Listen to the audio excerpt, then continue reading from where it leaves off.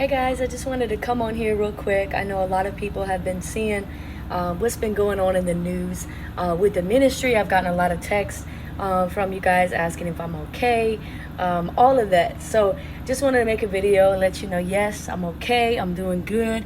I'm saving souls. I'm ministering the gospel to people. We're seeing so many miracles, just wonderful things taking place still in the ministry in spite of all of this. I mean, honestly, we are rejoicing. We are thanking God. You know, the Bible talks about persecution. And so we are rejoicing over here. The Bible says to rejoice in persecution. So we are rejoicing. You know, I just wanted to even just share, you know, the media says, you know, what they want to say.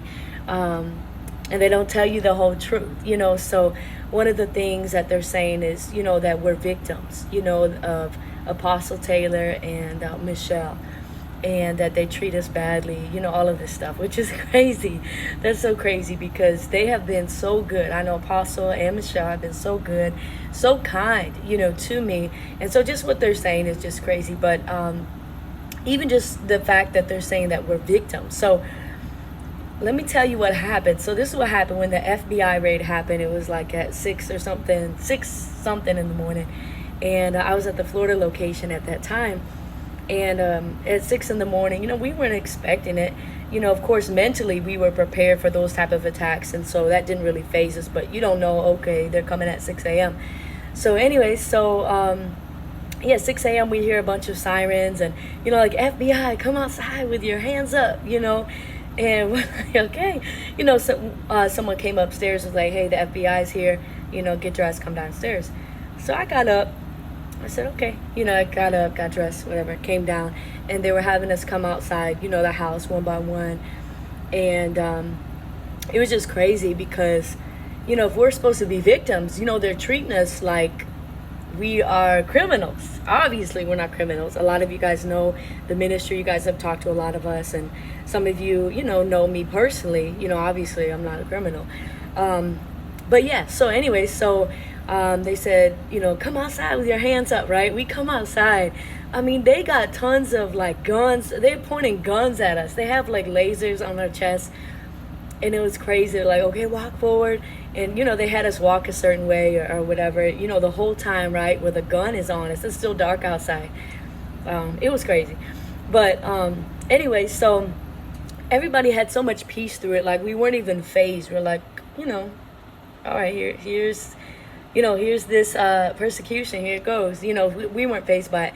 So anyway, you know, they handcuff us. You know, okay, so yeah. So anyway, so they put our hands behind our back, and you know, we had to sit and wait for them to, you know, bring everybody out the house or whatever they were doing, right?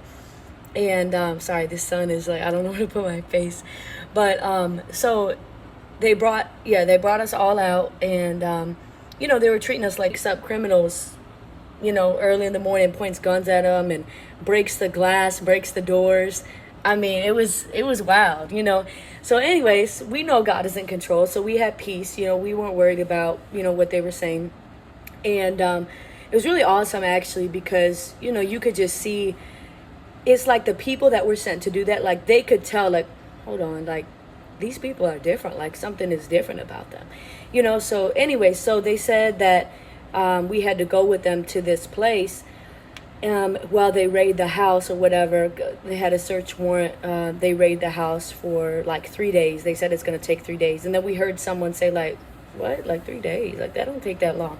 So we know there was stuff that, you know, was, you know, just like spiteful, different things they did. And I know that different other locations that they raided was just completely, they just turned it upside down. I mean, the building in Taylor, Michigan, they literally took the LED screen. You know, they broke stuff. It was just crazy. They broke a lot of doors, windows, and like took a lot of our stuff, mind you. They took all our ministry stuff, and they took my personal phone and my iPad. They took a lot of our stuff. So yeah. Anyways, we know God is going to restore. So all right, back to the story. So they are taking us to this place to question us. And basically they brought us back there, and it was weird because once they got us, they took us in these vans to this other location, and they took off the the zip ties, that they handcuffed us with. And they're like, they say, okay, y'all want some food, y'all want some water. It was so weird. They went from treating us like criminals to treating us like we were victims. Like, what do you guys need? Like, you guys need stuff, blah, blah, blah, blah. And so anyways, we got there, and they took us back in this room to question us. And I was nice. I said, I just want to let y'all know I'm not answering any of your questions. I have nothing to say, to you. And so anyways, so they're like, okay, no worries, but they were acting like they saved us from Apostle and Michelle. It was so funny because obviously that's not the case. So anyway, so that happened. And then, let's see. So we're just, we're in their facility because they're saying, okay, well, do you guys need help with like hotel, with food, like medical attention, like all of this stuff. And so, yeah, so supposedly we're supposed to be victims. So it was like they was asking us what we need, and we told them, we're like, we don't need your help. Like, and they were so confused because they're like, well, we're basically, I guess were told they were rescuing a bunch of victims that were being human trafficked. And so usually if victims are human trafficked, you would want the people's help. Like, okay, I'm gonna tell you everything, like, you saved me now. Like, that was not the case because obviously we're not victims. So they were so confused. They're like, wait, we just rescued all these victims from this place, from Apostle, from Michelle, whatever, right? But they don't want our help because we literally walked off their property.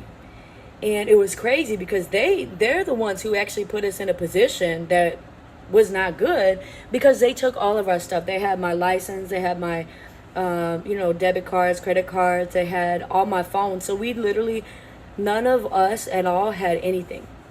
So we walked off, and we had to wait 3 days to even get back in. So they really put us in like a predicament. But we good, we're warriors, everything worked out. And obviously, we're here now. We see all the stuff that's going on. And, I just really want to even say, like, they're making Apostle out to be like this monster and saying he, it's so funny what they're saying. They're saying that he starves us. Like, no, you can look at everybody here and know that we definitely aren't starved. Like, we probably eat too much, honestly. And even just with like saying like, oh, they got to stay up till 4 a.m., blah, blah, blah. Well, they're basically, okay, they're taking something like, the prayer line, right? You guys know it's 24 hours. So we have, people that do that shift, like from, a certain time, like through the night. We have people that take different shifts. So, of course, if you have a 24-hour prayer line, somebody's going to be up at 4 a.m. answering the phones. But it's just somebody that was on a shift. Okay, so, so they're taking something like that, right? And they're twisting it and say, oh, Apostle makes them stay up till 4 a.m. He makes them eat, peanut butter and jelly. Like, I see all this stuff out there. No, we good here at JMMI. Trust me. I mean, y'all know. But it's just a lot of stuff. So, and then what they're saying about Apostle, like Apostle, he has been so good. Like, he's only ever pointed me to Jesus. He helped me, really understand Jesus more and be closer even in my walk with God. Like, I've been to many different churches. I was raised in church, and I've never met anybody like Apostle. And when I say that, it's because of the love that he has for Jesus, the power of God that he walks in, not to negate anybody else, because, people are preaching the word of God, but when somebody's anointed, when Jesus is working with them, when I got connected to Apostle in the ministry, Jesus started to appear to me, began to have visitations. Like, my life has really been changed, and even just things. And so so things that I even went through, like Apostle was there to, help me and counsel me and give me advice that I didn't go down the wrong road. Many times I could have been down the wrong road, but, Apostle is such a mentor. He's such a spiritual father, and I've seen him be so loving to the people. A lot of people are saying, oh, Apostle's abusing the staff. No, Apostle's so kind to us. Like, he treats us like we are like kings, like royalty. Like, he is really kind to the staff and really pours and invests into us, such spiritual food, really, I'll call it, from heaven. And it's just crazy what they're saying. And even with Michelle, like, Michelle is so nice. Michelle is such a family person too. Like, she will like hang out with us. Like, we'll watch like we'll all watch a movie together, or we'll go out. Like, Michelle will be like, people are saying that it's just crazy. They're saying they're abusive. And Michelle will she'll check on me like, hey, you make sure you eat something today. Make sure you're taking care of yourself, just different things like that, like just being kind or, caring. And you don't even get that, I mean, with your own family, people not even, checking on you. But, there's so many things I could go down the line, but Michelle has really been, really like a big sister to me, so to see, to see what they're going through, obviously we know God is behind it, but to see what they're saying is just really, really wild, it's just crazy. So I just wanted to come, on here and share a little bit about what's going on, kind of what I experienced and, really, really what's happening. So I'm fine. I'm doing good. I'm saving souls, ministering to people, and, that's what it's all about. And so no matter what, people say, God has the final say. And the world will see God has the final say, over Apostle's life.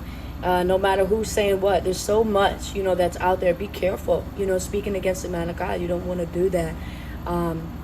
But I could just say we're rejoicing over here. Even revival has broken out, even in the jail. So just tremendous. It's really happening. So that is all, you guys. I don't want to make this long. I may come on here, if other things may come up, but I just wanted to share kind of what's been happening. All right. Well, if you guys have any questions or anything or comments, let me know. Okay.